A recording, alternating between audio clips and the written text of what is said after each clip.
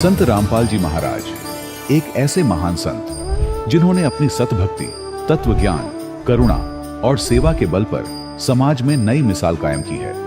संत रामपाल जी महाराज की अगुवाई में उनके सभी सतलोक आश्रमों से समाज कल्याण के अद्भुत कार्यों ने समाज को सुनहरे भविष्य की एक नई उम्मीद दिखाई है। संत रामपाल जी महाराज से नाम दीक्षा लेने के बाद लाखों लोगों की लाइलाज बीमारियां जैसे कैंसर, एड्स आदि ठीक हुई। संत जी के ज्ञान से प्रेरित होकर उनके अनुयायियों ने लाखों यूनिट रक्तदान किया। संत जी ने लाखों बहन बेटियों का दहेज मुक्त विवाह करवाया।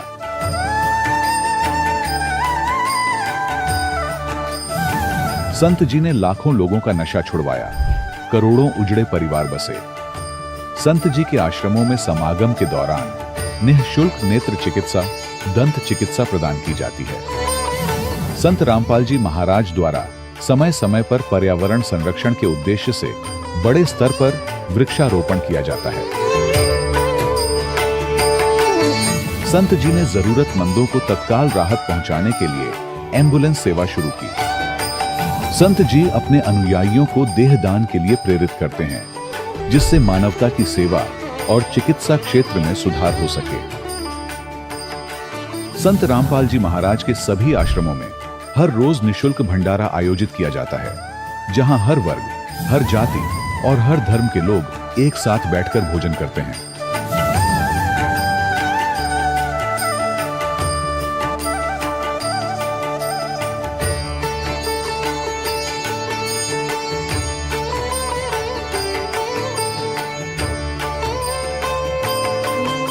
संत रामपाल जी महाराज की अन्नपूर्णा मुहिम ने गरीब और बेसहारा लोगों के जीवन में एक नई ऊर्जा और उम्मीद को जन्म दिया है। घर घर खाद्य सामग्री और जरूरी मदद पहुंचाकर संत रामपाल जी महाराज ने लोगों को दुख और मजबूरी से लड़ने की ताकत प्रदान की है।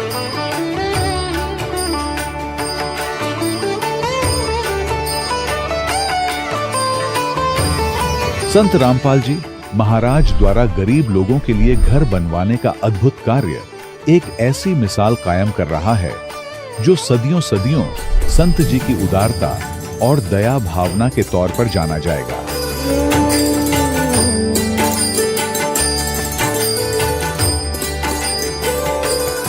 संत रामपाल जी महाराज के आश्रम में हजारों बुजुर्गों को सम्मान और प्यार के साथ जीवन जीने का अवसर मिलता है। उनके खाने, रहने और स्वास्थ्य की पूरी जिम्मेदारी संत रामपाल जी महाराज उठाते हैं। अनाथ बच्चों के लिए संत रामपाल जी महाराज के सभी आश्रम किसी वरदान से कम नहीं। यहाँ उन्हें शिक्षा, संस्कार और भविष्य के लिए बेहतर अवसर प्रदान किए जाते हैं। चाहे बाढ़ हो, भूकंप या महामारी, संत रामपाल जी महाराज और उनके अनुयायी हमेशा ही जरूरतमंदों के लिए सबसे आगे खड़े रहते हैं। कोविड महामारी के दौरान संत रामपाल जी महाराज के आश्रमों से करोड़ों लोगों के लिए भोजन, दवाइयां और जीवन रक्षक सामग्रियां उपलब्ध कराई गई। चाहे गरीब की मदद हो या किसी शोषित और पीड़ित वर्ग के हक और सम्मान की लड़ाई, संत रामपाल जी महाराज ने हमेशा ही उनकी दबी आवाज को सरकारों तक पहुंचाया है और उन्हें उचित न्याय दिलवाने में अहम भूमिका अदा की है। समाज में आध्यात्मिक और सामाजिक मूल्यों के प्रति जागरूकता लाने में संत रामपाल जी महाराज हर कदम पर मानवता के सच्चे सेवक साबित हुए हैं। संत रामपाल जी महाराज का जीवन हमें सिखाता है कि सच्ची सेवा वही है जो निस्वार्थ भाव से की जाए। आइए हम भी इस महान सेवा के कार्य में इस महान संत से जुड़ें और संत रामपाल जी महाराज से नाम दीक्षा लेकर अपने जीवन को धन्य बनाएं।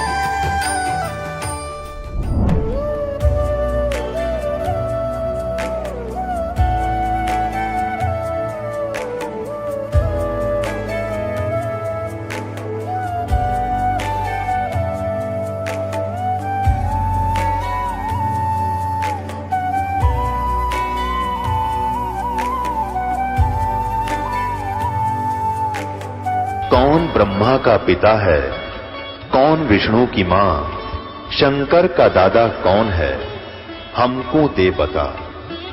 ये जानने के लिए कृपया सुनिए। जगत गुरु तत्वदर्शी संत रामपाल जी महाराज के अमृत वचन सर्व पवित्र धर्मों के पवित्र शास्त्रों के आधार पर। सत्साहिब दर्शकों, जरा सोचिए, जब मनुष्य अपने जीवन में पूरी श्रद्धा और समर्पण के साथ अपने धर्म में प्रचलित सभी प्रकार की भक्ति करता हो, कृष्ण, राम, शिव, गणेश आदि देवताओं की पूजा करे, मंदिरों के चक्कर लगाए, व्रत रखे, मंत्र जपे, लेकिन फिर भी उसके जीवन में समस्याएं कम होने के बजाय और बढ़ती ही चली जाए, तो उसका विश्वास डगमगाना स्वाभाविक हो जाता है। दर्शकों, कुछ ऐसी ही कहानी थी पंजाब के रहने वाली दमयंती जी की। दमयंती जी ने बचपन से ही अपने धर्म में प्रचलित पारंपरिक भक्ति में अपना पूरा जीवन समर्पित कर दिया, लेकिन इसके बावजूद भी इन्हें न तो शारीरिक सुख प्राप्त हुआ और न ही मानसिक शांति की प्राप्ति हुई। लेकिन दर्शकों, आज दमयंती जी का कहना है कि जब से इन्होंने संत रामपाल जी महाराज से नाम दीक्षा ली है और संत रामपाल जी महाराज द्वारा शास्त्रानुसार दी गई भक्ति साधना को अपनाया है, तब से मेरा जीवन पूरी तरह से बदल गया है। दर्शकों, आखिर संत रामपाल जी महाराज ने दमयंती जी को ऐसी कौन सी जड़ी बूटी दे दी जिससे इनके जीवन के सारे दुख और परेशानियां छूमंत्र हो गई? आखिर क्यों दमयंती जी संत रामपाल जी महाराज को पूर्ण संत बता रही हैं? आखिर इसके पीछे की सच्चाई क्या है? आइए सुनते हैं दमयंती जी की कहानी उन्हीं की जुबानी। बहन जी नमस्कार। नमस्कार सर जी। क्या नाम है जी आपका? दमयंती है मेरा नाम। कहाँ से आए हैं आप? मैं डेराबस्सी डिस्ट्रिक्ट मोहाली पंजाब से आई हूँ। संत रामपाल जी महाराज से कब जुड़े?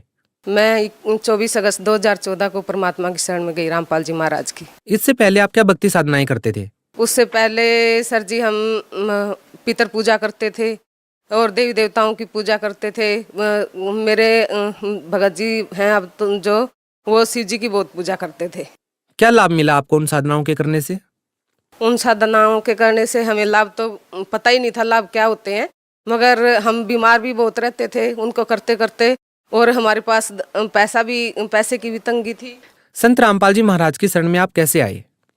भगत जी एक प्राइवेट जॉब करते हैं फैक्ट्री में, तो उनकी फैक्ट्री में एक भगत जी आते हैं।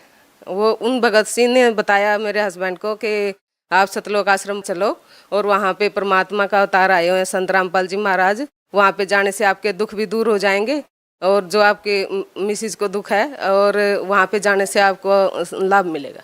बहन जी देखिए, हमने कई लोगों से सुना है कि संत रामपाल जी महाराज से नाम दीक्षा लेने से पहले कोई फीस वगैरह दी जाती है, ऐसा कोई प्रावधान है? क्या ये बात सही है कि संत रामपाल जी महाराज से नाम दीक्षा लेने के लिए कोई फीस वगैरह दी जाती है? नहीं सर जी, वहाँ पे कोई फीस नहीं ली जाती, वहाँ पे बिल्कुल निःशुल्क सारी सेवाएं हैं। बहन जी, संत रामपाल जी महाराज से नाम दीक्षा लेने के बाद आपको क्या लाभ मिले? वहाँ पे जाने के बाद, संत जी रामपाल जी महाराज की शरण में जाने के बाद मेरे को बहुत बड़ा लाभ मिला, क्योंकि मुझे बहुत बड़ी बीमारी थी। पहले मुझे ऐसी बीमारी थी, मैं बहुत डॉक्टरों के पास घूम लिए थे हम। अम्बाड़ा में एक डॉक्टर है, डॉक्टर रवि गर्ग, वो बहुत महंगे इलाज करते हैं, और उनके पास मैंने 2-2.5 साल इलाज करवाया तो मुझे कोई लाभ नहीं हुआ। परमात्मा की शरण में जाने के बाद हमें वहाँ से आराम मिला उस मेरी बीमारी में। क्या बीमारी थी आपको? मुझे बहुत बड़ी बड़ी हिचकियाँ आती थी और वो पड़ोस के घरों में सुनती थी, तब वो प्रॉब्लम होती थी मुझे, तो उसमें ऐसे होता था मेरा मुंह सूज जाता था, कई कई दिन मेरे से बेड बिस्तर से उठा नहीं जाता था। क्या आपको जो समस्याएं थी, जो आपको बीमारियां थी, क्या आपने किसी डॉक्टर को दिखाई थी पहले? हाँ जी, वो डॉक्टर रवि गर्ग से मेरा इलाज चला था 2-2.5 साल। तो उनसे ठीक नहीं हुई? नहीं, उनसे कोई आराम नहीं मिला मुझे। संत रामपाल जी महाराज की शरण में आने के बाद कैसे ठीक हो गई? हाँ, मैं परमात्मा की रामपाल जी महाराज की शरण में गई तो मेरे को वहाँ पे जैसे आश्रम में जाते ही हमें नामदान का वो मिला के नामदान ले लो। हमने फार्म भरा, नामदान लिया। नामदान लेने के बाद हमने भंडारा किया। मेरे को एकदम वहाँ पे खीर का भंडारा था उस दिन। मेरे को ऐसे हुआ जैसे अंदर से ना बहुत प्रॉब्लम थी मुझे कि ऐसे कोई निकाल रहा है उस चीज़ को पकड़ के। तो ऐसे करते हुए बहुत ज़्यादा वहीं पे मेरी तबीयत ख़राब हो गई और हम घर आए तो 15 दिन तक मैं बिस्तर से नहीं उठी। तो 8 सितंबर की रात को मेरे साथ काल आया मुझे लेने। तो परमात्मा ने हम भगत जी उनकी उसमें पहले गए हुए थे परमात्मा की शरण में। तो काल आया मुझे लेने, मैं एकदम काल ने मुझे ऐसे अटैक किया, मेरे यहाँ से गर्दन दबोच दी। गर्दन दबोची तो परमात्मा ने भगत जी को करा के खड़ा हो गया। वो खड़े हो गए, उन्होंने देखा कि ये तो एकदम बेहोश पड़ी है। मेरी आंखों में से पानी निकल रहा था और भगत जी ने मुझे, मेरे मुंह से एक आवाज़ निकली कि सतलोक का पानी। तो भगत जी ने मुझे सतलोक का पानी पिलाया। उसके बाद मेरे बच्चे भी दोनों उठ के बैठ के रोने लगे कि मम्मी को पता नहीं क्या हो गया। उसके बाद उन्होंने जल पिलाया मुझे, 2 बार जल पिलाया, वो निकल गया साइड से। तो तीसरी बार जल पिलाया, जल नीचे चला गया मेरे। भगत जी ने और दोनों बच्चों ने पूरी माला करी परमात्मा जो हमें मंत्र देते हैं। तो फिर संत रामपाल जी महाराज की शरण में आने के बाद कैसे ठीक हो गई? क्योंकि उन्होंने मुझे काल के बंधन से छुड़वाया। तो काल ने आके मुझे दबोच लिया। तो जो जल पिलाया परमात्मा संत रामपाल जी महाराज से जो देते हैं, उस जल के पिलाने से मेरे को होश आ गया। काल ने मुझे छोड़ दिया। तो उसके बाद मैं फिर परमात्मा ने अपने तरीके से मुझे उठाया। मेरी आत्मा निकाली, मुझे लेके गए ऊपर। ब्रह्मा जी का लोक, विष्णु जी का लोक, शिव जी का लोक दिखाया। फिर ऊपर मैं त्रिकुटी पे पहुंच गई। परमात्मा संत रामपाल जी महाराज ऐसे त्रिकुटी पे बैठे हैं। कैसा नजारा था ये जो आपने विचित्र नजारे देखे, कैसा लग रहा था आपको? वहां पे जाके इनके लोक में जाके वहां बहुत गंदा हाल है, बहुत ज्यादा। इनकी सिचुएशन अपनी भी बहुत खराब है। तो हमें यही नहीं पता था मतलब कि परमात्मा है कौन। तब वहां दिखाया इन्होंने, परमात्मा ने हमें, संत रामपाल जी महाराज ने, कि मैं त्रिकुटी पे ऐसे बैठा हूँ। तब हमें पता लगा कि इनके क्या हल हैं, ब्रह्मा विष्णु महेश के, और परमात्मा कौन है, संत रामपाल जी महाराज क्या पावर है। उन्होंने त्रिकुटी पे दिखाया मुझे, त्रिकुटी पे बैठे परमात्मा संत रामपाल जी महाराज के रूप में। तो वहाँ पे मुझे परमात्मा संत रामपाल जी महाराज ने, मैं गई ऐसे, मेरी बाजू पकड़ी। बाजू पकड़ते ही ये बाजू ऐसे बिल्कुल ऐसे आर पार हो गया, परमात्मा गुरु जी का हाथ, संत रामपाल जी महाराज का। और मेरा भी हाथ ऐसा है वहाँ पे कि आर पार हो जाता है। वहाँ पे हमारा ये शरीर नहीं है। तो गुरु जी ने कहा कि सुरता तू आ गई। तो ऐसे कहते ही गुरुजी ने मुझे अपनी गोदी में बिठा लिया। और मैं गुरुजी की गोदी में बैठते ही मैं बेड पे एकदम उठ के ही बैठ गई, जैसे परमात्मा ने अपने गोदी में वहीं बिठा लिया मुझे। ऐसे ये इतना बड़ा परमात्मा ने काल के लोक से छुटा के, काल के बंधन से छुटा के, और परमात्मा ने अपना असली रूप दिखाया मुझे। संत रामपाल जी महाराज के शरण में जो भी जाते हैं, ज्यादातर लोगों का कहना है कि उनके शरण में जाने के बाद लोगों ने नशा छोड़ दिया। आपके पति जब संत रामपाल जी महाराज के शरण में गए तो क्या उन्होंने भी नशा छोड़ दिया? नहीं जी, देखो गुरु जी की शरण में, संत रामपाल जी की शरण में जब हम गए, मेरे पति नशा नहीं करते थे। गुरु जी की पहले ये हमारे ऊपर रजा है, हमारे घर में कोई ऐब नहीं था। देखिए, संत रामपाल जी महाराज के बारे में ये भी कहा जाता है कि वो देवी देवताओं की पूजा करने से मना करते हैं। आप इस बारे में क्या कहना चाहेंगे? सतगुरुदेव रामपाल जी महाराज देवी देवताओं की पूजा करने से मना नहीं करते, बल्कि वो हमें अपने शास्त्रों के अनुसार असली पूजा की विधि बताते हैं, असली हमें ज्ञान देते हैं कि ये पूजा ऐसे नहीं करनी, ऐसे करनी है। वो छुड़वाते नहीं है। देखिए, आप एक महिला हैं, निश्चित तौर पर आपने संत रामपाल जी महाराज से नाम दीक्षा लेने से पहले व्रत वगैरह किए होंगे, पितर पूजाएं भी की होंगी। अब आप शायद पितर पूजा वगैरह नहीं करते हैं। आखिर क्यों नहीं करते हैं आप वो साधनाएं जो पहले आप करते थे? देखो सर जी, हमने पितर पूजा बहुत की और 23-24 साल तक हम शाकुम्भरी माता है एक त्रिलोकपुर में, हमारी कुलदेवी है, तो वहाँ भी हम बहुत जाते रहे। उसके बावजूद भी मेरे पति को भी इतनी बड़ी बीमारी थी, उनको भी ऐसे लगता था जैसे कोई मेरे प्राण निकाल देगा अभी। और मेरे को भी ये इतनी बड़ी बीमारी थी जिसका हमें इलाज नहीं मिला, हम बहुत भटके। तो हमें संत रामपाल जी महाराज की शरण में आने के बाद ये इलाज मिला, तो हम व्रत और पितर पूजा क्यों करें। संत रामपाल जी महाराज से अभी भी लाखों लोग जुड़ रहे हैं। कैसे, क्या प्रोसेस है? यदि कोई संत रामपाल जी महाराज से नाम दीक्षा लेना चाहे तो कैसे ले सकते हैं? उनसे जुड़ने, परमात्मा संत रामपाल जी महाराज से जुड़ने के एक तो गुरु जी ने जगह जगह नामदान खोले हुए हैं और वहाँ पे नामदान ले सकते हैं। और सत्संग आता है चैनल पे, उसके नीचे फोन नंबर आते हैं दिए हुए, वहाँ पे SMS कर सकते हैं। ज्ञान गंगा पुस्तक का भी लेने का वहाँ पे इंतजाम है, उसको ले सकते हैं। और उन नंबरों पे आप कांटेक्ट करके नाम ले सकते हैं। ऐसी कौन सी चीजें आपको लगती हैं जो संत रामपाल जी महाराज को अन्य धर्म गुरुओं से अलग करती हैं? संत रामपाल जी महाराज एक समाज सुधार में इतना बड़ा योगदान करते हैं। जो भगत, जो भाई इतने बीड़ी गुटखे पान शराब तम्बाकू खाते हैं, वो संत रामपाल जी महाराज की शरण में जाने से छूट जाते हैं। और कैंसर तक की बीमारियां संत रामपाल जी महाराज की शरण में जाने से ठीक हो जाती हैं। और परमात्मा संत रामपाल जी महाराज शास्त्रों के अनुसार हमें भक्ति बताते हैं, गीता वेद पुराण इनके अनुसार भक्ति बताते हैं। तो वो वो हम देखते हैं, पर गुरुजी हमें ऐसे टीवी पे ऐसे अक्सर दिखा दिखा के बताते हैं। और पढ़ा लिखा समाज है, हम पहले हमें शास्त्रों के बारे में पता नहीं था। संत गुरु सतगुरु रामपाल जी महाराज की शरण में आने के बाद हमें सारे शास्त्र पढ़ने आ गए। उनके परमात्मा ने मीनिंग बताए हमें वो पता लगा कि शास्त्र क्या है और हम आज तक क्या कर रहे थे। तो संत रामपाल जी महाराज ने हमें असली विधि बताई परमात्मा को पाने की। आप भगत समाज को क्या संदेश देना चाहती हैं? भगत समाज से मेरी प्रार्थना यही है कि संत रामपाल जी महाराज की शरण में आओ और अपने दुख दूर करवाओ, अपना जन्म मरण का सबसे बड़ा जो रोग है उससे मुक्ति पाओ। जी धन्यवाद। सत साहिब। दर्शकों, अभी आपने सुने संत रामपाल जी महाराज से दीक्षा प्राप्त करके सुखी हुए भक्त के अनुभव। अब देखिए जगत गुरु तत्वदर्शी संत रामपाल जी महाराज के मंगल प्रवचन। रुमाल खोला, आंख पूरी होगी। शेख फरीद की उनके गुरु जी की सिद्धि है। अब पुण्यात्माओं, इतनी सिद्धि युक्त प्राणी से संत आसपास उसका खूब बोलबाला हो गया इस बात से। माई ने जब आंखें देखी, सारी कहानी बताई, सारे गांव में चर्चा होगी। और वे ऐसा महापुरुष नहीं देखा। अपने चेले की आंख भी ठीक कर दी, स्वस्थ हो गया। लेकिन वो आंख थोड़ी छोटी बन गई, ये प्रमाण देने के लिए कोई संत ने इसको ठीक कर दिया। अपनात्माओं, इसका रिजल्ट देखना क्या है। इस कथा जो दास सुनाने जा रहे हैं आपको, सारे भ्रम मिट जाएंगे आपके। अब कुछ दिनों के बाद क्या होता है, संत जी की मृत्यु होगी, उस फकीर की, आश्रम वाले की।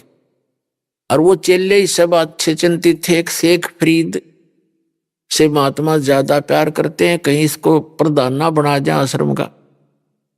लेकिन साधु संत भक्ति के लिए निकलते हैं, आश्रमों के लिए नहीं। कुछ दिनों के बाद उसने उस आश्रम को त्याग दिया।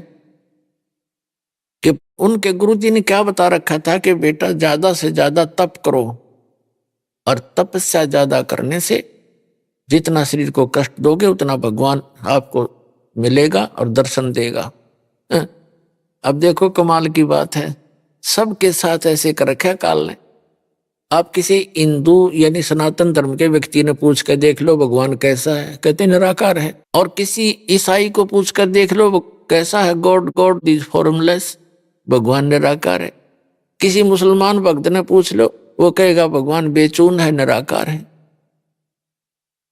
और तो क्या हुआ, शेख फरीद ने सोचा गुरु जी का आदेश है, वे जितना गणा तप करेंगे भगवान मिलेगा।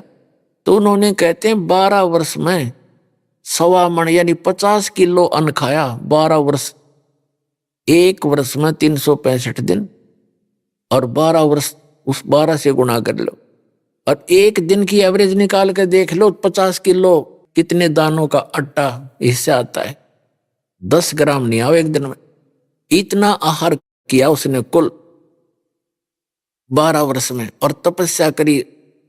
शरीर कति सूख का कांटा हो गया, अस्थि पिंजर शेष रह गया। और कुएं में लटका करते थे, और कष्ट देने के लिए ऊपर पैर बांध लेते थे। वृक्ष के टहनी कर नीचे कुआं था, उस वृक्ष के रस्सा बांध कर नीचे चले जाते थे, क्योंकि बाहर कौवे आंख निकाल लेते हैं। और बाहर आते थे, थोड़ा बहुत आहार करते थे, फिर लटक जाते थे। एक दिन वो आकर लेट गया, ज्यादा थके हुए थे ऐसे, और कौव्या ने सोचा आदमी मर गया।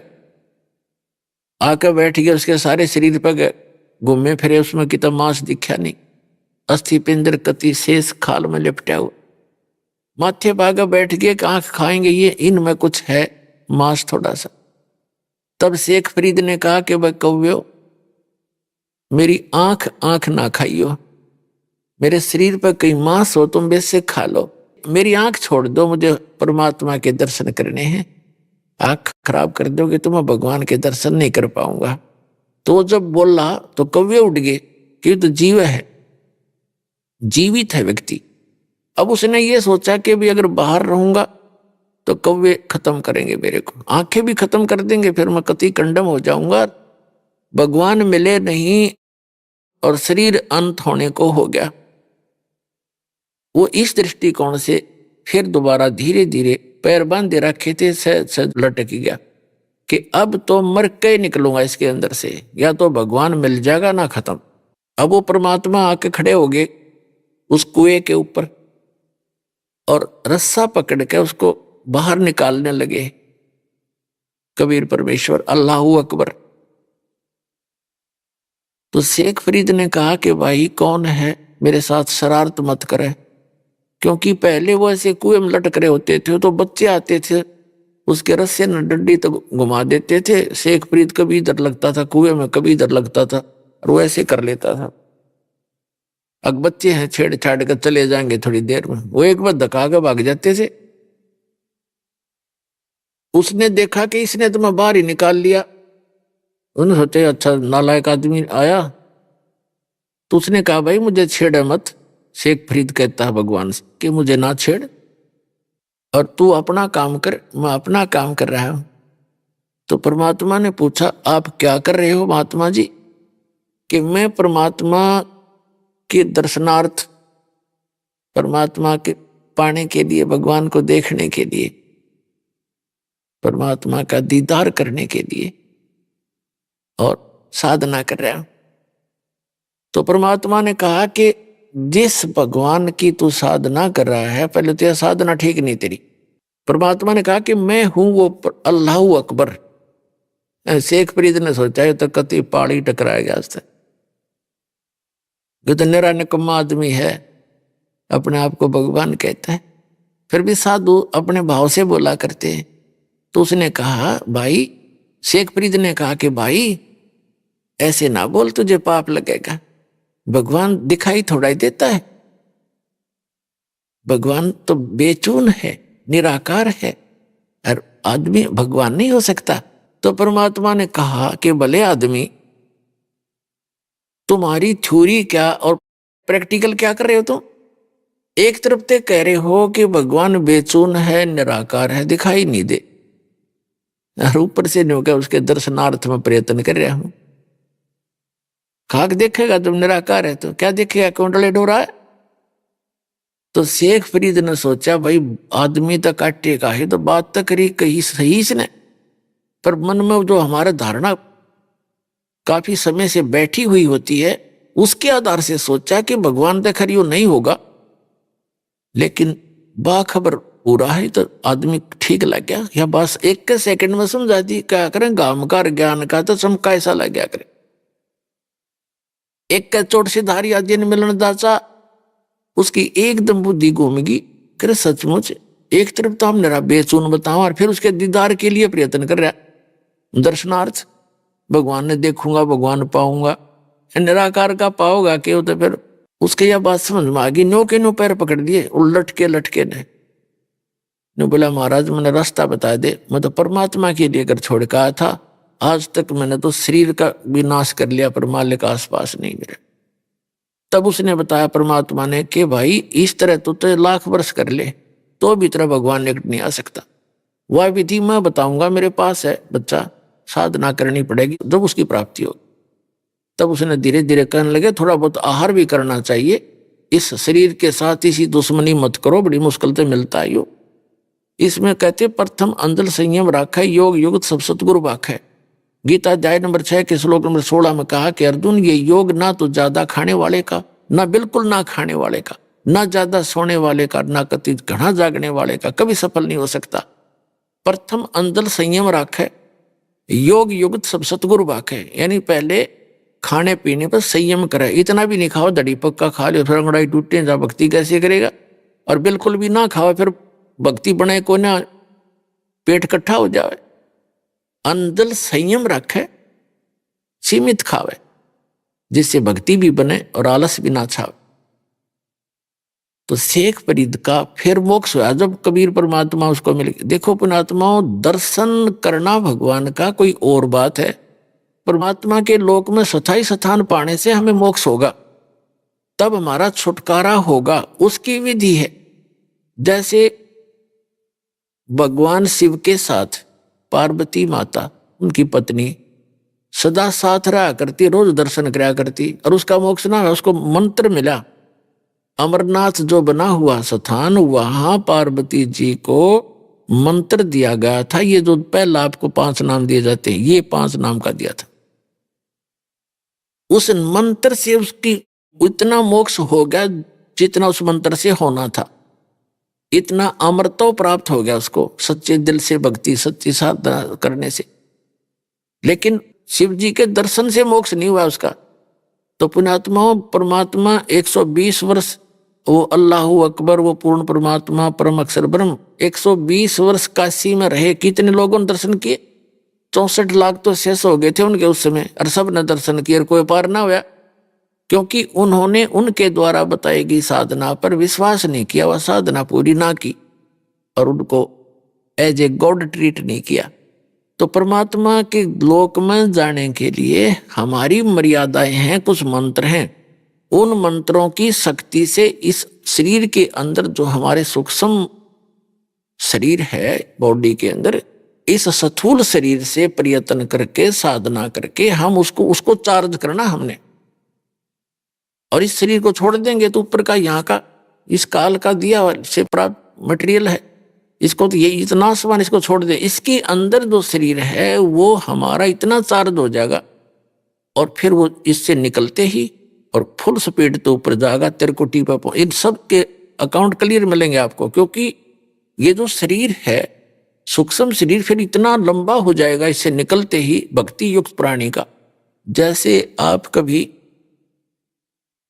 सूर्य की तरफ पीठ करके सुबह सुबह 10 बजे से 10-11 बजे से पहले सूर्य की तरफ पीठ करके और अपनी छाया पर ध्यान रखना, अपनी छाया की छाती पर काफी देर 1 मिनट एकटक देखते रहना और फिर सामने देखना।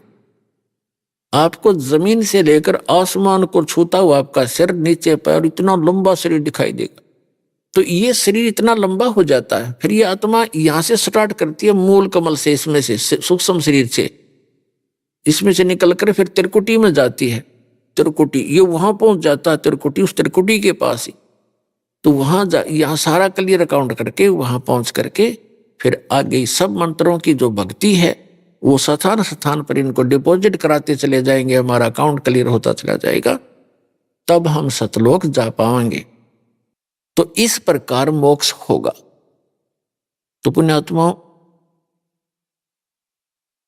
आज का जो सत्संग है कि पूर्व के संस्कार जो प्रारब्ध यानी किस्मत में लिखे हुए बैड जो हमारे बुरे पाप कर्म हैं, बुरा लेख है, उनको भी पूर्ण परमात्मा काट सकता है, आपको सुखी कर सकता है, आपकी आयु भी बढ़ा सकता है। और जैसे पुनर्जन्म के ऊपर जो बहुत सी भ्रांतियां हैं मानव के अंदर, तो पुनर्जन्म होता है और पुनर्जन्म के आधार से ही यहाँ कोई गरीब है, कोई अमीर है पूर्व जन्म के संस्कार से, और कोई रोगी है, कोई स्वस्थ है, कोई मंत्री है, कोई प्रधानमंत्री है, कोई एक रिक्शा चालक है, कोई कागज चुगता फिरता है, कोई कुछ कर रहा है। तो ये पूर्व जन्म की किस्मत है, पूर्व जन्म के प्रारब्ध में लिखे हुए संस्कार से है। और परमात्मा का एक विधान है कि जो जन मेरी शरण है ताका हूं मैं दास, और गेल गेल लाग्या फिर जब तक धरती आकाश।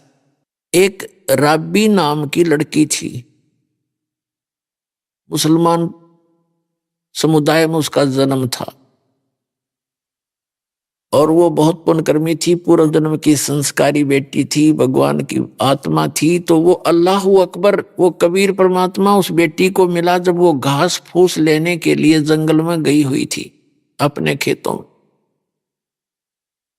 साधु संत को देखकर पुण्यकर्मी प्राणी उस तरफ आकर्षित होते हैं। महात्मा जी को उस बेटी ने प्रणाम किया, उसका विवाह नहीं हुआ था जब तक। तो उस लड़की ने प्रणाम किया, परमात्मा ने कहा बेटा भक्ति करा करो, मनुष्य जीवन भक्ति के लिए मिलता है। उसने बताया जी हम ऐसे ऐसे भक्ति करते हैं, नमाज भी करते हैं, ऐसे करते हैं, वैसे करते हैं। उन्होंने सारा कुछ समझाया, बेटी ये नमाज तो ग्लूकोज है, जैसे आज की भाषा में बताऊं आप।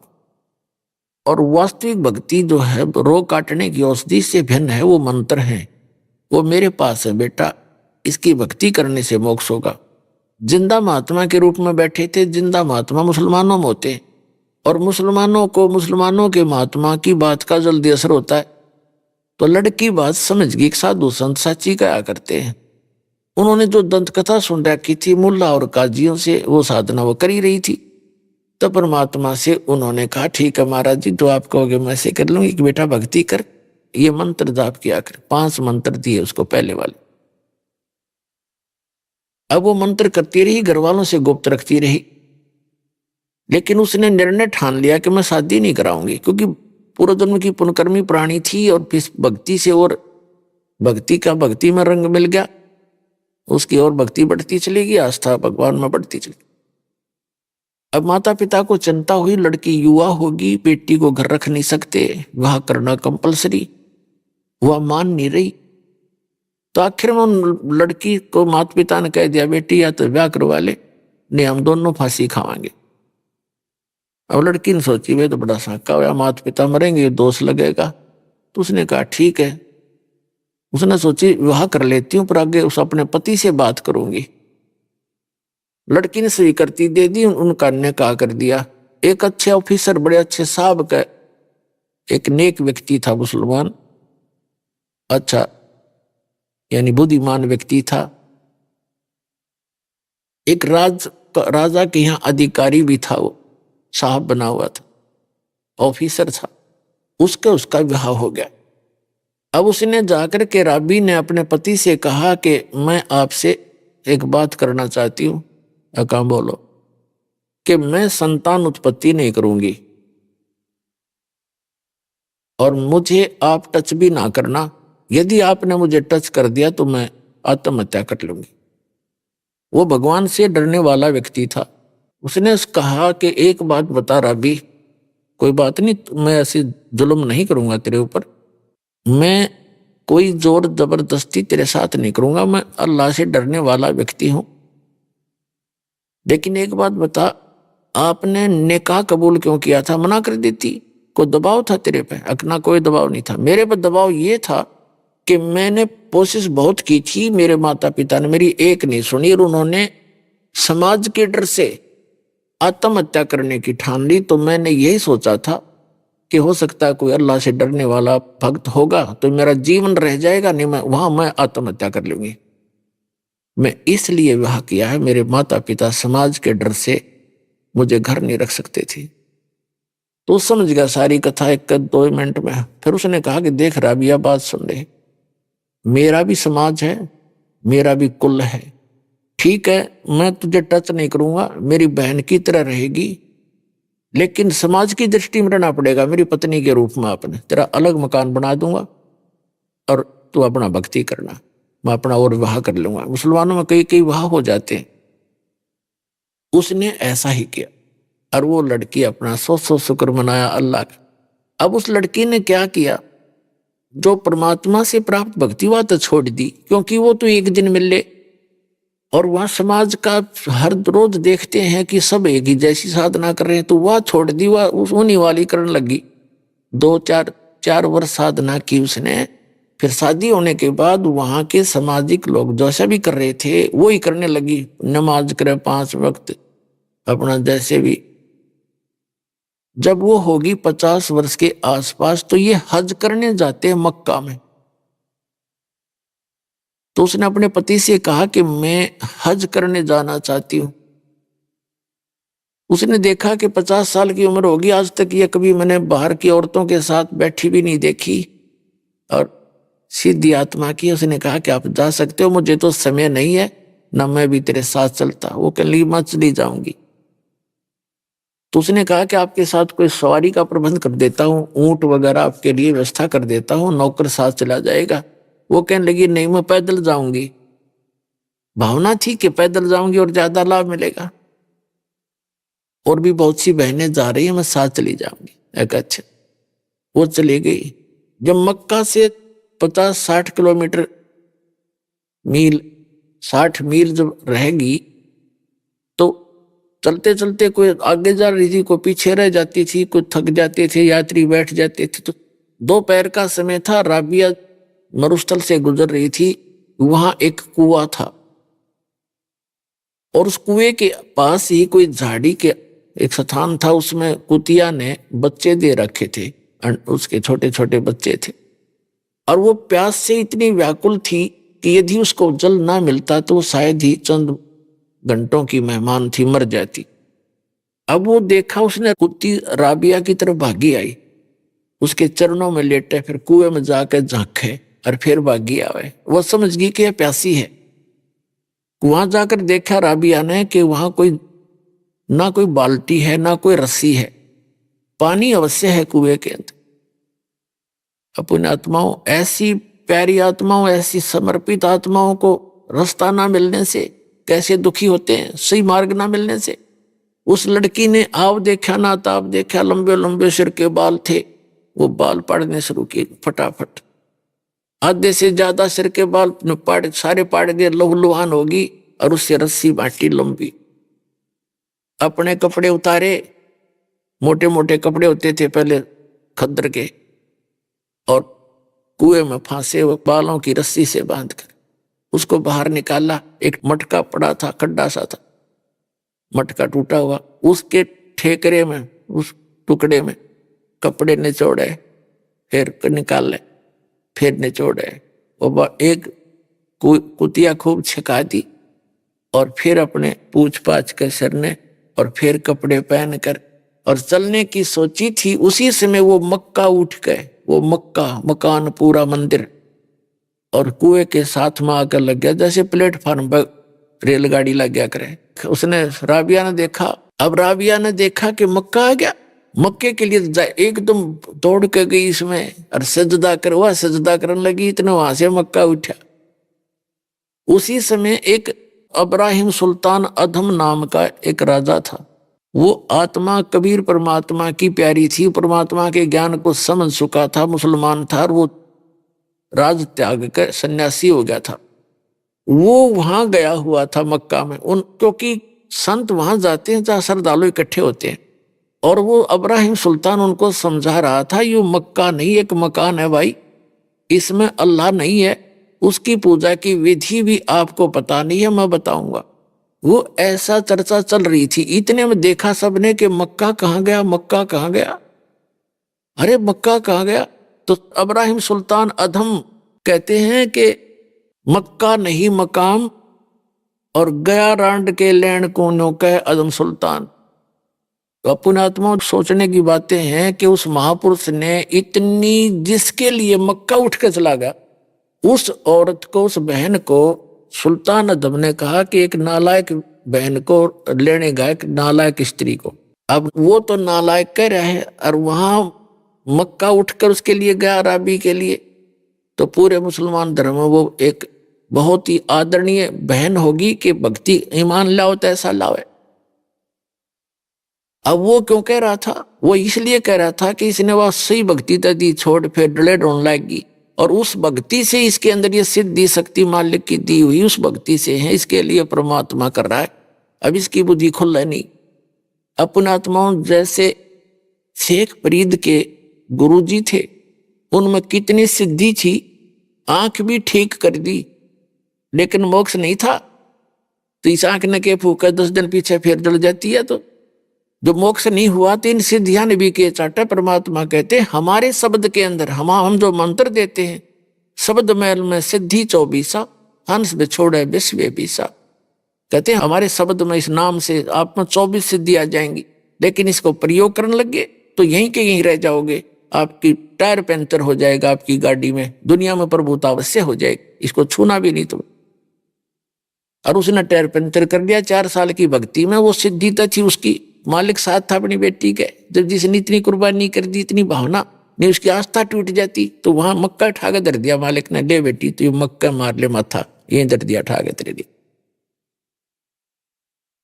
अब उधर से वहां तो वाह वाह होगी, भाई भक्ति हो तो साधना, ईमान लावे तो राबिया जैसा लावे, भक्ति करे तो ऐसा करे। देखो अब उनका ये भ्रम हो गया कि साथ या भी राबिया भी वही भक्ति करे जो हम करते हैं, इससे अगर हम सही करेंगे तो हमें भी ऐसे फल मिलेगा।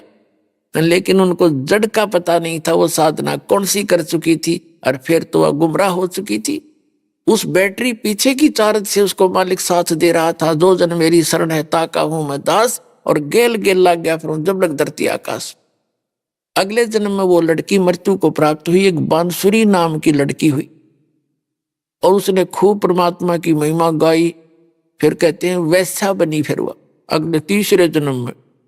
अब वो भक्ति पूर्व जन्म की जो 4 साल भक्ति की थी उसने सत्य मालिक के चरणों में, जो मालिक ने भक्ति बताई थी उसको, अल्लाहू अकबर ने, उसके कारण उसको 3 जन्म और मिल गए। एक राबिया का, फिर वो बंसरी बनी, और फिर वो एक वैसा बनी, और फिर उसका जन्म हुआ लड़की का। उस समय उसकी उस 4 साल की भक्ति करने से उसकी आयु मनुष्य की इतने संस्कार बन गए थे कि तो तीसरी आयु थी वह 12 वर्ष की, मनुष्य जीवन से था उसका 12 वर्ष का, और वो शेख तकी के पैदा होगी। उस शेख तकी मुसलमान के घर संस्कार था, उसका जन्म ले लिया उसकी बेटी के रूप में, उसी लड़की ने, राबिया ने। अपने आत्माओं, ये मुसलमान भाई भ्रमित हैं क्योंकि कुरान शरीफ का ज्ञान इनकम्प्लीट है, जिस कारण से उसमें कंप्लीट ज्ञान ना होने से ये कहते हैं जन्म मरण नहीं होता। ये वास्तविक कहानी है। अब वो लड़की जो परमात्मा से सत्साधना की, 4 साल के बाद भक्ति भी छोड़ दी, फिर कितनी सैक्रिफाइस भी की, भगवान ने कैसे चमत्कार भी किए, लेकिन फिर वह आगे जन्म मरण के चक्कर में थी और शेख तकी के घर जन्म हो गया। अब उस शेख तकी के घर जब जन्म हुआ उस लड़की का 12 वर्ष की आयु होकर उसकी मृत्यु होगी, खत्म हुई, उसको कब्र में दबा दिया गया। उधर से सिकंदर लोधी ने कहा कि हे परमात्मा, हे महाराज, आप मेरे साथ दिल्ली चलो, कबीर साहब से कहा, और वहां के लोगों को उपदेश देना। दाता उनमें तो सारा दिन ऐसी खींचातानी बड़ी हुई है हिंदू और मुसलमानों में, आपके विचार सुनेंगे, वो आपका यानी एक हो जाएंगे, उसमें कुछ परिवर्तन ना होगा।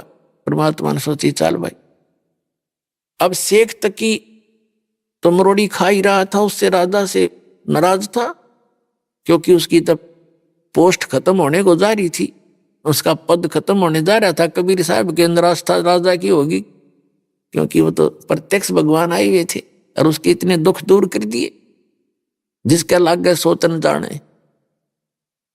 अब वो क्या चलते चलते वापस आ रहे थे, परमात्मा को, कबीर जी को राजा ने अपने हाथी वाली अंबारी में बैठाया, अपने निजी कक्ष में। इससे और ज्यादा चढ़ गया वो शेख तकी कि मेरी तो वैल्यू खत्म होगी राजा की नजरों में। उन्होंने दरिया के किनारे पड़ाव लाया रात न रुकने के लिए, क्योंकि पानी का आसरा देख करके रुका करते थे। सैनिक भी वहां खाना भी बनाते थे, नहाते धोते, घोड़े खच्चरों को भी पानी पिला लेते थे। वहां टेंट लगा दिए अलग अलग, शेख तकी का अलग टेंट, राजा का अलग। कबीर परमात्मा राजा ने अपने पास रखे थे अपने टेंट में। तो सिकंदर लोधी सुबह सुबह उठा और शेख तकी के चरणों में सलाम वालेकुम करने गया उसको, तो मुंह फेर लिया, बात नहीं करी, सीधा मुंह। तो कारण पूछा राजा ने, गुरुदेव क्या बात होगी? उसने कहा कि मेरी जरूरत क्या है, तुझे तो मिल गए ना पीर, ठीक है, तू हिंदू हो गया है, तू काफिर हो गया है, और जाके मुसलमानों को कह दूंगा कि राजा तो हिंदू बन गया। हिंदू एक गुरु को गुरु बना दिया। उस समय तो बहुत बुरी आग लग जाती है। सिकंदर डर गया, ये बड़ा बात बिगड़ी भाई थे। तो उसने, सिकंदर ने पूछा कि बात क्या है, बात बताओ। उसने कहा कि तू कहता नहीं मुर्दे जिंदे कर देता है, मेरे सामने मुर्दे जिंदे करा, जब जानूंगा इसको। तो सिकंदर लोधी आ गया, अपने टेंट में मुंह लटका के बैठ गया, माथे पर हाथ रखे। अंतर्यामी परमात्मा ने कहा कि क्या बात है राजन, कैसे मायूस हो गए, कोई राजकाज की कोई बुरी खबर सुन ली क्या? सिकंदर लोधी ने कहा कि भगवान हे अल्लाह, आपके रहते तो क्या दुख हो सकता है, पर ये मेरा गुरु है ना धार्मिक, ये मेरा सिर दर्द है। अब यूं नाराज हो गया, न्यू का है कि मुझे अब मेरे सामने मुर्दा करके दिखा, जब मैं मानूं इसमें कोई शक्ति है। तो इसको भगवान समझ रहा है। हमारे अल्लाह के नबी ने, हमारे अल्लाह के रसूल ने, नबी मोहम्मद ने गाय मार के जीवित की थी वचन से, और यूं मेरे सामने जीवित करके दिखा दो, अगर ये पैगंबर भी है तो। तब परमात्मा ने कहा कि जाकर उसको कह दो राजन कि कोई मुर्दा ले आवे, कोशिश कर लेता हूं। अब राजा को तो पता था मेरी आंखें आगे कर रखा है, इस आंखों के सामने क्या नहीं कर देंगे। तो कहा कि पीर जी कोई मुर्दा ले आओ। कबीर परमात्मा कबीर जी कह रहे हैं कि ला कर देता हूं उसको जिंदा, फिर तो मान लेना। परमात्मा ने ये सोचा था कि अगर ये मान गया, शेख तक ही मान ले मेरी बात को, तो सारे मुसलमानों ने कह देगा भाई भगवान आ रहे हैं, आ जाओ कल्याण करवा ले, उनका उद्धार हो जाएगा, परमात्मा के बच्चे मुझे पहचान लेंगे। लेकिन ये जो भी हमारे धर्म गुरु रहे हैं सदा से ही, सभी तो नहीं, जो पुण्य आत्मा है वो तो हमेशा परमार्थ ही सोचा करते हैं। अधिकतर इनकी वैरायटी सी रही है, ये मानने को ना चाहे खुदा आ जाए इनके सामने, उससे भी विवाद करेंगे। आप नहीं मानेंगे, जनता बेसिक मान जाओ, इतनी कर्महीनता आ जाती है इनके अंदर। तो उसने कहा कि मैं शेख तकी कहने लगा कहां से लाऊं मुर्दा, में आएगा जो बताऊंगा, वक्त आने दे। अब सिकंदर लोधी ने सोचा भाई जैस दिल्ली पहुंचने से पहले पहले जो कोई मुर्दा आ जाए जिंदा हो जाए तो मेरी राज बचेगा, ना तो जाते काम बिगाड़ेगा, सब ने बका देगा। सारे इसकी बात मानते हैं मुसलमान धर्मगुरु की, और मेरा राज गया। तो परमात्मा ने यह भी समस्या हल करनी थी, क्योंकि परमात्मा अपने भगत की टेंशन देख नहीं सकते। अब वहां काशी बनारस से चलने से पहले परमात्मा कबीर जी ने कहा था कि मैं तेरे साथ जब चलूंगा राजा, जब तू मेरे से दीक्षा ले लेगा। तो सिकंदर लोधी ने कहते हैं अपने सामने देख रहा भगवान, तुरंत दीक्षा ले ली। और परमात्मा ने कहा कि मांस नहीं खाएगा, तेरे राज्य में मांस नहीं होना, कटना चाहिए, कोई जीव हिंसा नहीं होनी चाहिए।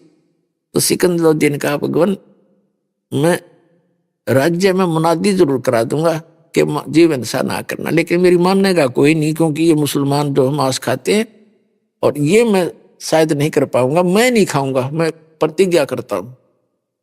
तब परमात्मा उसके साथ आए थे, चल ठीक है तू ना खाना, और एक बार अवश्य सबको अनाउंसमेंट जरूर करवा देना, पाप लगेगा, मांस नहीं खाना चाहिए। उसने हाँ भर ली। तब परमात्मा आए थे।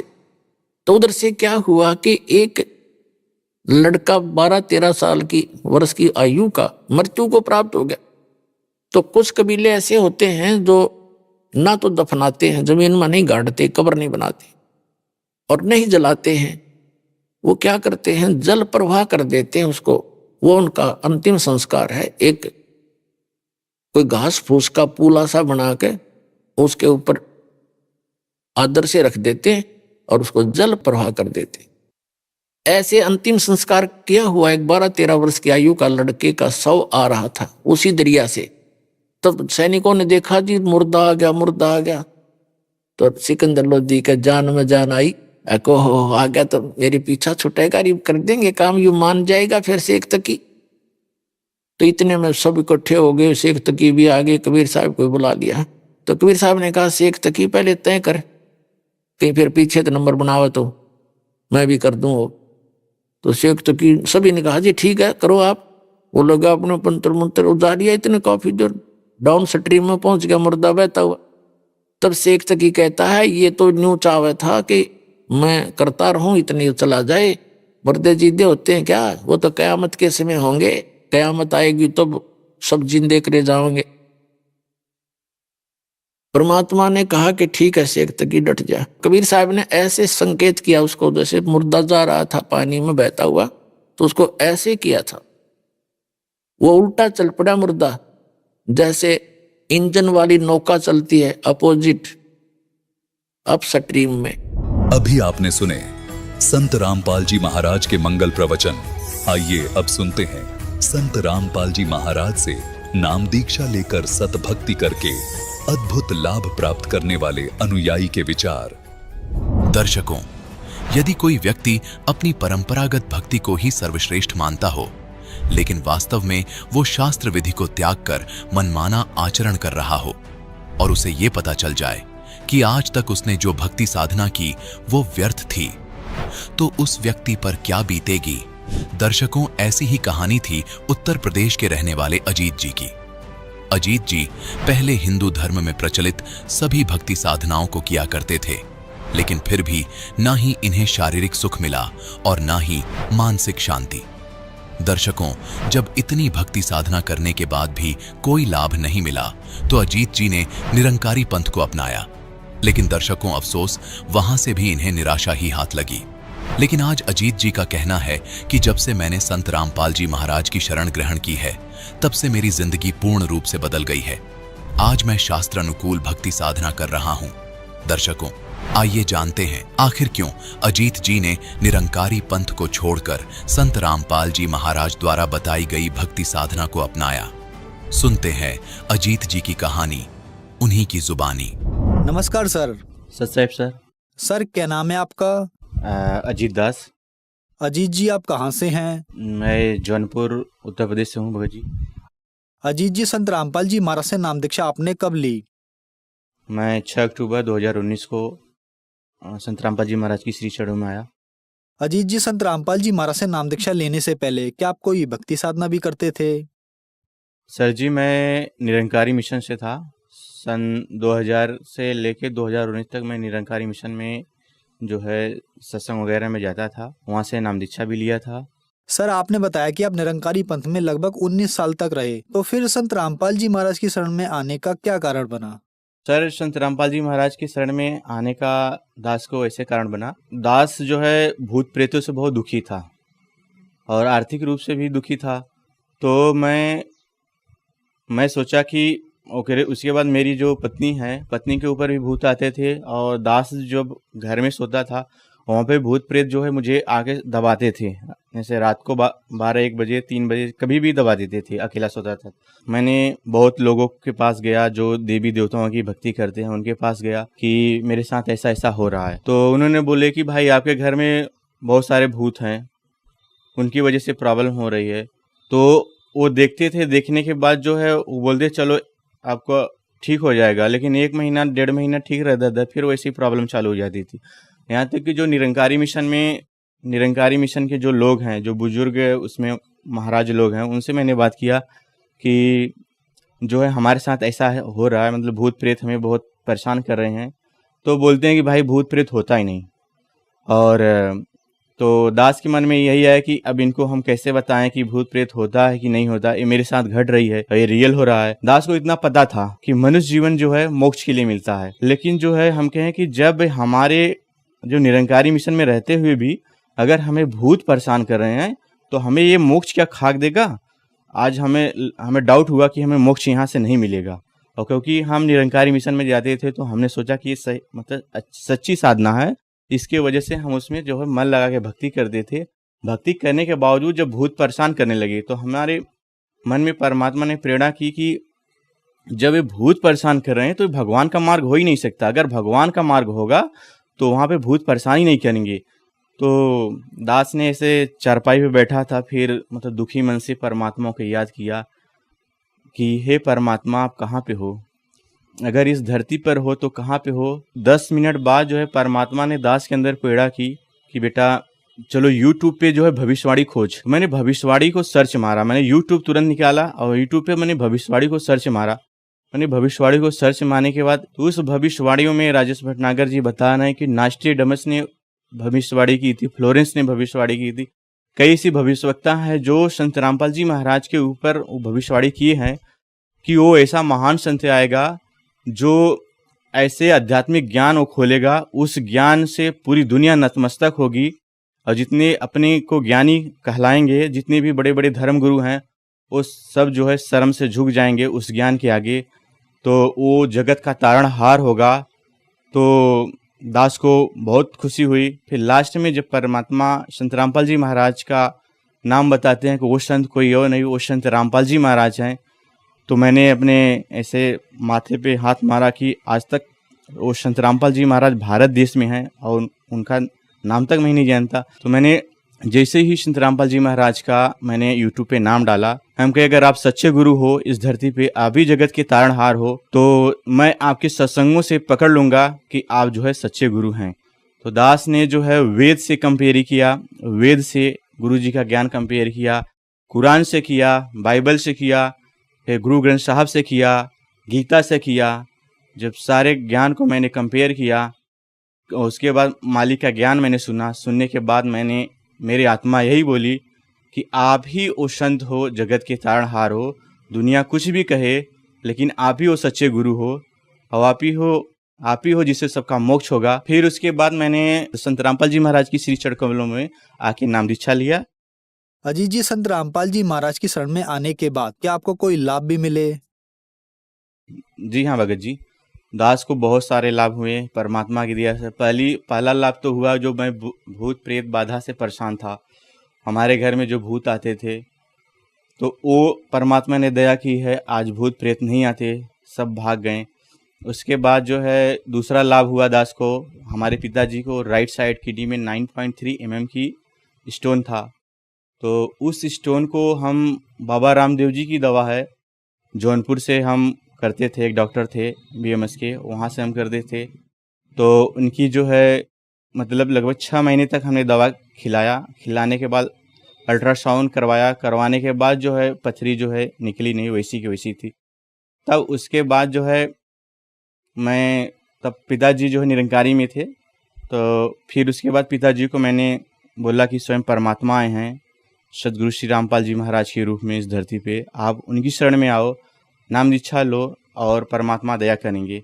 तो पिताजी ने 1 महीने बाद भी मालिक की श्री चरणों में आए, और आने के बाद जो है 2 महीने भक्ति करने के बाद संत रामपाल जी महाराज ने ऐसी दया की कि उनकी पथरी गायब हो गई, आज वो हेल्दी हैं। तीसरा हमें लाभ है सर जी कि हमारी माता जो कि कैंसर था, और उस कैंसर वजह से उनका लगभग 2 साल पहले से था, हम लोग मालिक शरण में नहीं आए तो उसके पहले से कैंसर था, उनकी पूरी बॉडी काली हो गई थी। मैं संत रामपाल जी महाराज के आश्रम में फ़ोन किया कि भगत जी, दास की जो माता है, ऐसे ऐसे प्रॉब्लम है, उनको कैंसर है, और इस कैंसर वजह से बॉडी समय पूरी काली हो गई है, और दास मालिक के चरणों में प्रार्थना लगाना चाहता है। तो वो प्रार्थना हुई, आज उनकी दया से आज हमारी माता जी सही हैं। मेरी भैंस थी, 6 दिन तक जो है न तो खाई न तो पानी पी थी, उसका मुंह पूरा तरह से बंद था।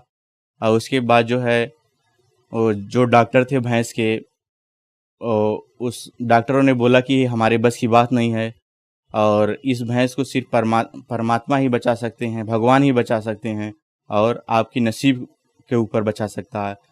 तो और सब बहुत सारे लोग, हमारे गांव के लोग भी आए कि सब लोग देखे, तो लास्ट में सब ने यही कहा कि हाँ, इसको जो है सिर्फ परमात्मा ही बचा सकते हैं, भगवान ही बचा सकते हैं।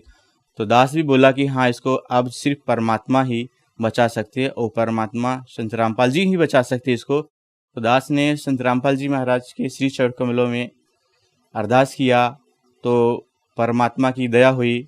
और फिर उसके बाद जो है 2 घंटे बाद जो है वही भैंस जिसने 6 दिन तक मुंह नहीं खोला था, नहीं खाया थी, उसी ने आधी बाल्टी पानी पी और आधा जो भगोना होता है उसमें खाया, और आज जो है स्वस्थ है वो भैंस। वो आज हमारे घर पे भी पड़ी है। मालिक ने तो बड़े जो है चमत्कार करते ही रहते हैं भगत जी।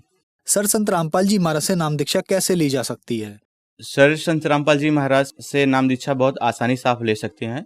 बहुत सारे चैनल पे संत रामपाल जी महाराज जी का सत्संग चलता है, और उसके नीचे एक पीली पट्टी चलती है। उस पीली पट्टी से आप जो है जो आश्रम के नंबर है, तो उस नंबर से आप कांटेक्ट कर सकते हैं। और यहाँ तक कि आपके पास एंड्रॉयड फ़ोन है तो आप गूगल पे जाके संत रामपाल जी महाराज का से नाम डालेंगे, वहाँ से जो है आप ज्ञान गंगा पुस्तक, जीने की राह, गीता तेरा ज्ञान अमृत, जितनी सारी पुस्तकें हैं संत रामपाल जी महाराज की, आप वहाँ से डाउनलोड कर सकते हैं, वहाँ से कांटेक्ट नंबर ले सकते हैं, और यूट्यूब पे मतलब परमात्मा का, संत रामपाल जी महाराज का आप सत्संग सुन सकते हैं, और वहाँ से जो है और नाम दीक्षा ले सकते हैं। धन्यवाद सर। जी, सच साहेब।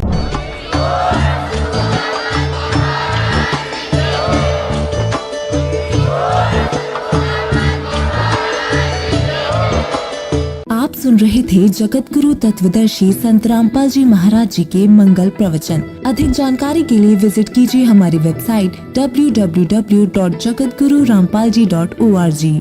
संत रामपाल जी महाराज जी के शुभ आशीर्वाद से पूरे विश्व भर में 500 से भी ज्यादा नाम दीक्षा केंद्र हैं, जिन पर संत रामपाल जी महाराज जी द्वारा ऑनलाइन निशुल्क नाम दीक्षा दी जा रही है। अपने नजदीकी नाम दीक्षा केंद्र का पता करने के लिए संपर्क करें 8222880541।